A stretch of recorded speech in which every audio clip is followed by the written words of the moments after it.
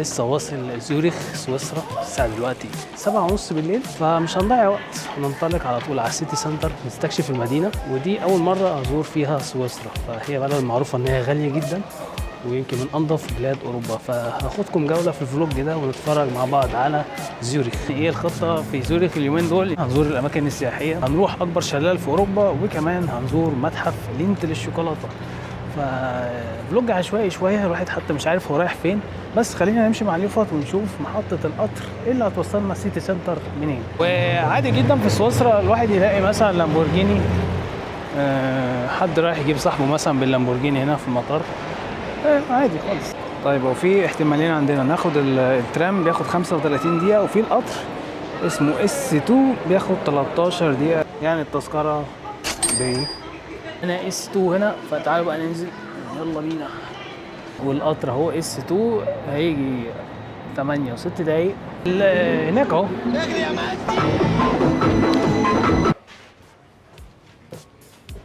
ما شاء الله القطر نضيف وكبير.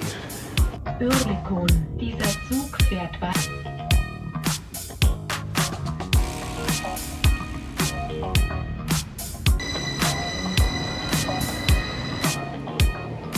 طب يا شباب وصلنا سنترال ستيشن بتاعت زوريك.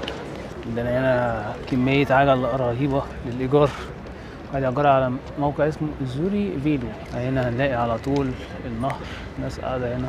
الطباع الأول ليه زوريك لسه خارج من محطة القطر، يعني درجة حرارة دلوقتي 21-22، جو حر جدا اليومين دول، احنا في بدايات مايو. وهل البلد نظيفه قوي زي ما الناس بتقول؟ يعني نظيفه بس مش انضف مثلا من الدول الاسكندنافيه وكده. يعني حتى جنب السنترال ستيشن هتلاقوا الناس متشرده قاعده، فاللي هو وانا فعلا في سويسرا زي ما الناس بتقول. بس خلينا مكملين ونشوف يعني الاماكن السياحيه هتبقى عامله ازاي.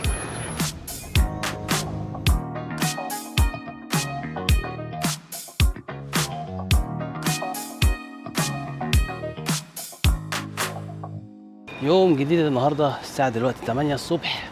يعني امبارح ما كانش فيه تصوير كتير قوي، رحت مكان اسمه ليندهوفن، اتفرجنا شويه على المدينه من فوق، مشينا في البلده القديمه او الاولد تاون، وبس على كده. يعني هو كان عيد العمال امبارح اول مايو، فكانت الدنيا زحمه جدا. النهارده بقى ايه البلان مختلف شويه، هنروح نزور اكبر شلال في اوروبا اسمه راين فول، وبيبعد تقريبا يعني 50 دقيقة بالقطر. فهل الشلال فعلا يستاهل المشوار البعيد ده؟ خلينا نشوف النهارده، خليكم معايا في الفلوج ده.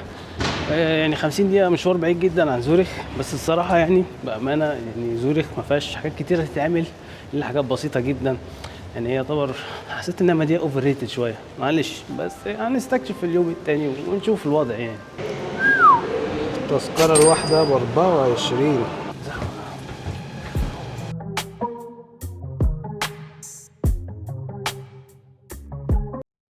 تعرف يا كاميرا مان ان هنا في سويسرا ممنوع تشد صابون بعد الساعة 10 بالليل؟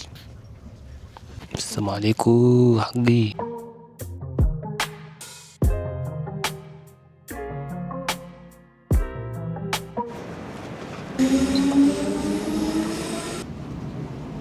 ده اول ما تنزلوا محطة قطر تركبوا الاسانسيرين اللي هناك دول، تيجوا ماشي كده، ومن هناك هتمشوا الطريق ده وتيجوا كده على طول عند الشلال. واو واو واو، منظر طبيعي خلاب. احنا حاجزين تيكت عشان نقف على البلاتفورم اللي هناك ده، فنضطر نمشي فوق الكوبري ده عشان نوصل، وسعر التذكرة 5 فرنك. اتعب. احنا كده بنختصر الطريق يابا. تختصر.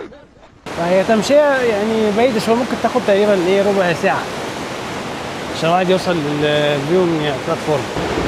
يعني هو ما طلعش سهل زي ما كنت فاكر الصراحة. الواحد بيشوف حاجة على الخريطة بيبقى انها سهلة جدا، لكن انت اول ما تنزل محطة قطر هتنزل اسانسيرين، بعد كده هتاخد مطلع سلالم، كده هتعدي كوبري، وبعد كده عندك مطلع تاني. فاللي هيجي هنا يعني لازم يكون عنده شوية طاقة كده. مطاعم هنا بس لسه الدنيا ما فتحتش.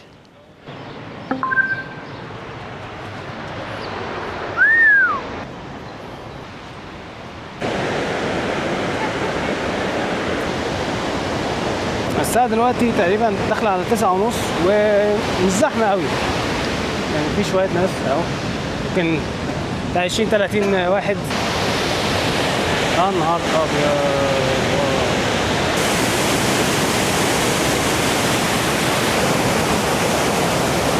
كده خلصنا جولة الشلالات راين فولز هنا في سويسرا. بصراحة يستاهل الزيارة، هو مشوار طويل شوية اللي هو ممكن ياخد 50 دقيقة ساعة، بس اعملوا حسابكم ان انتوا تاخدوا بتاع 10,000 خطوة عشان تاخدوا الجولة يعني كلها حوالين الشلال. دلوقتي بقى مستني القطر يرجعنا تاني زوريخ، ياخد تقريبا 55 دقيقة بس، يعني كانت تجربة ممتعة الصراحة. فلو انتوا جايين زوريخ يعني انصحكم فعلا تاخدوا المشوار ده وتشوفوا الشلال. ممكن كمان تركبوا مركب يلففكم هنا في البحيرة او النهر. One hour later.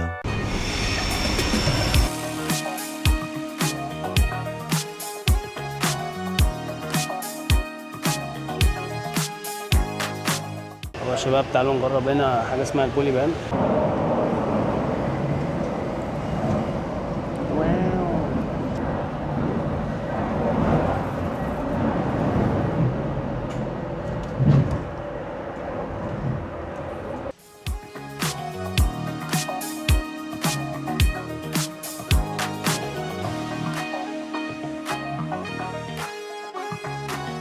طبعا يا جماعه افضل هوايه في اي دوله جديده ان الواحد يستكشف الاسعار في السوبر ماركت. تعالوا نبدا مثلا هنا بالموز. كيلو عندنا ب 2 فرنك، ف 5 فرنك تقريبا كيلو الطماطم. معانا هنا كيلو البتنجان برضو ب 4.95. معانا فلفل هنا كيلو 9.95 10 فرنك تقريبا. كيلو التفاح داخله تقريبا في 5 فرنك. شوف كده المخبوزات عندنا كرواسون بفرنك واحد. معانا هنا اسعار الشيبس يعني في حدود 3 5 فرنك. هنا صدور الفراخ الفيليه الكيلو ب 34 فرنك. ماركة سلمون داخله برضه في 6 فرنك. يعني بالنسبه لاسعار الاكل هنا في سويسرا في السوبر ماركت يعني طبعا عادي جدا بالنسبه لمعظم الدول الاوروبيه. في حاجات اغلى بكتير بس في نفس الوقت يعني هنا مرتبات اعلى بكتير يعني.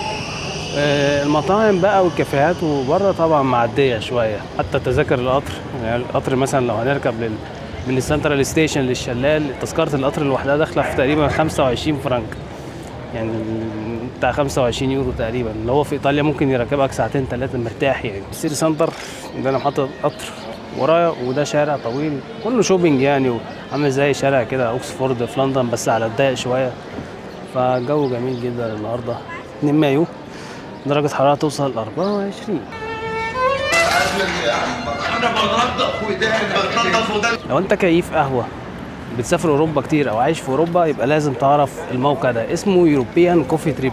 من خلال الموقع ده تقدروا تخشوا وتدوروا على الكافيهات اللي بتعمل سبيشاليتي كوفي، القهوة المختصة. فانت لو مزاجك عالي وتشرب قهوة ادخلوا على الموقع ده واعملوا سيرش على المدينة اللي انتوا فيها.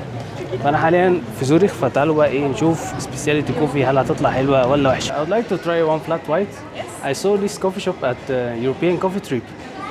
The website is a specialty coffee. Yes, we're there. I don't know how many points we got, but we have a blend of Mexico and Ethiopia on the grinder. Okay. It's a house blend we use. It's natural washed. Okay. Quite chocolatey, nutty, very balanced. Okay, cool. Yeah.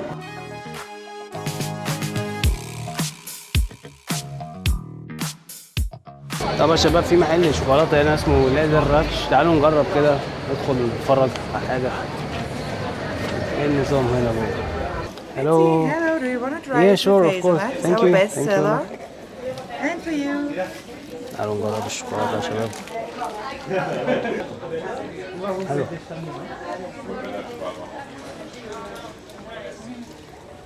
عندنا هنا ال 100 جرام ب 11 فرنك، يعني الكيلو بيعدي ال 100 فرنك من التشكيله دي.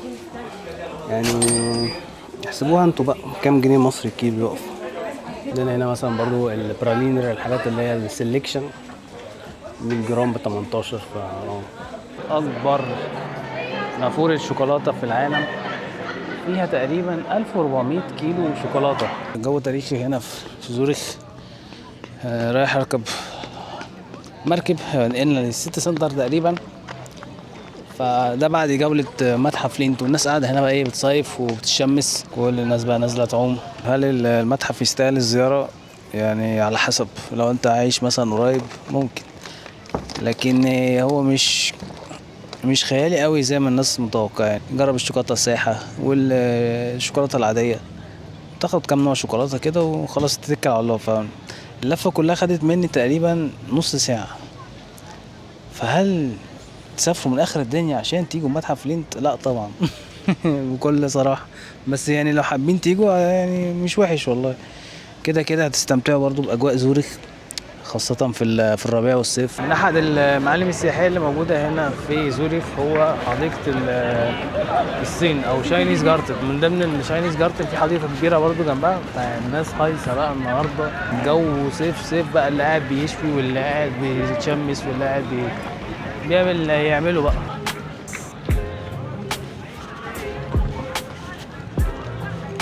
Next time, no drinks here inside.